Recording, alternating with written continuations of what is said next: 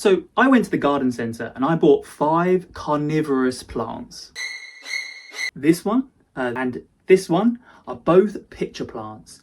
They have a stomach and it produces acid, secreting enzymes to digest insects, and there might be an insect digesting right now. I'm going to show you all 5, how they trap prey, and the biochemistry behind how they work.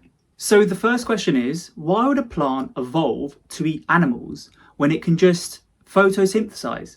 Carnivorous plants grow in places where the soil has virtually no nutrients and little nitrogen. So think of bogs, think of a sandy heath. And nitrogen, well, you need it to grow. Plants need it to make proteins. You need it for DNA. You need it for chlorophyll. Without it, you literally cannot build new tissues. Most plants just pull the nitrogen out of the soil. But when the soil is nutrient poor and doesn't contain nitrogen, well, the plants have to look for another solution. And that solution comes in little packets called insects. So these plants didn't just give up photosynthesizing. They went for supplements, much like someone might take a vitamin C supplement. Let's start with this one. This is a pitcher plant. The simplest trap, but the chemistry is incredible. The rim, the peristome, secretes nectar. Insects climb up and they start feeding on that nectar. But the surface is waxy and slightly slippy.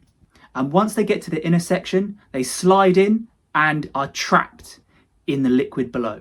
That fluid inside the pitcher plant isn't just water, it is slightly acidic. When an insect falls in, the plant detects that disturbance.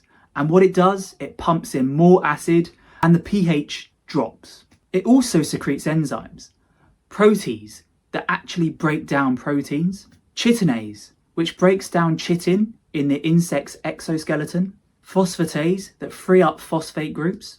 And amazingly, these are the same classes of enzymes that we use in our own stomachs. So a plant that independently evolved to have a stomach. It takes around a week to dissolve, but once that's done, it's ready to go on the hunt again. This is the sundew, and those beautiful droplets, well, they're the trap. Each bead is mucilage, a glue-like substance that contains enzymes.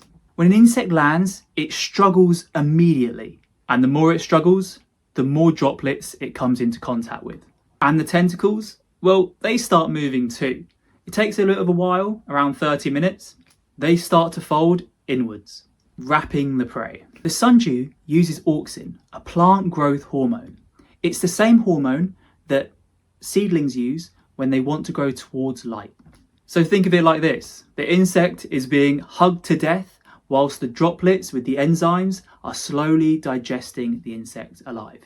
It's an external stomach, and the plant absorbs this liquid juice through the leaves themselves. The Venus flytrap. Most people know what it is, but not many realise it can actually count. See those tiny hairs? 3 on each lobe. When the insect brushes one, ion channels at the base open, generating an electrical signal, the same electrical signals that we use in our neurons. But one touch, the plant ignores it. Because one touch could be rain, it could just be debris. But 2 touches within 20 seconds, well, that's a different story. That's probably an insect, and it snaps shut in around 1/10 of a second. Even then, the plant is not committed to this.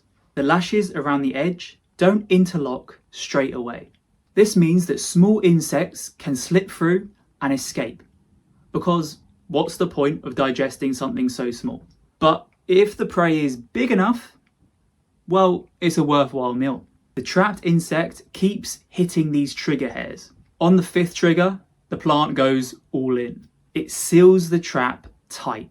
It floods the inside with digestive juices, and it takes around a week to digest its prey. The only thing left is the prey's exoskeleton.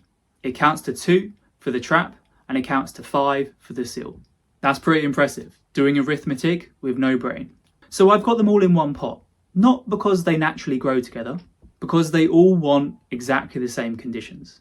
Bright, indirect light, and most importantly, rainwater, as well as nutrient-poor compost. Pretty much the opposite of what normal plants want.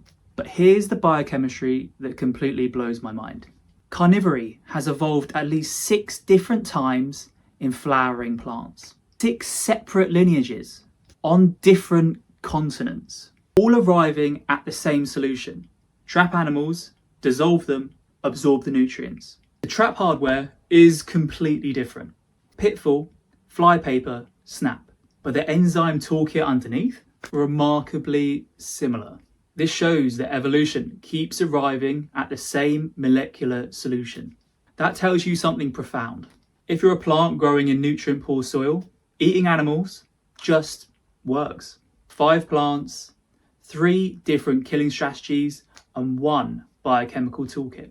Now, if you want a deep dive into any of these, a full video on the Venus flytrap counting mechanism, how sundews move, or the weird biochemistry of pitcher plants, drop a comment below telling me which one most interests you. If there's enough interest, I'll do a dedicated video on one of those chosen subjects.